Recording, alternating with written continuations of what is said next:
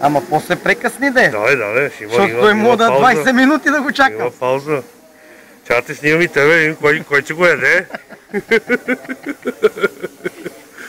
Говори, кажи, че сега ще го изядеш. Аз ще го изям, ама че трябва да излезне. Трябва да излезне, иначе не мога го фана. Понеже са празали, е много ебано. Нямам игла, ако имам игла, ще го извада за секунди. Много са трудни, празалят са. Него сега,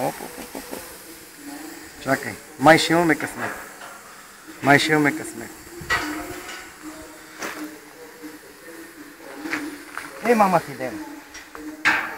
Мама ти деба, ще го изпуща. Това е много отлепа. Мама ти деба. Мамка ти деба. Чакай. Раздига ми се, ще го изпуща. Мама ти деба. Готово извадим. Късметлия. А кой е късметлия сега? Ти или оклюва? Аз съм. Господ ми е дал. Господ ме направил върховния хищник. Отваряш си устата и го пускаш да те хване камерата. Готов ли си? Да. Готов ли си? Да. Готово. Готово бе? Изпи си езика. Нема нищо, отиде. Какво трябва сега? Трябва да се глътне жив, за да почне да се върти в стомаха, да отделя слостта.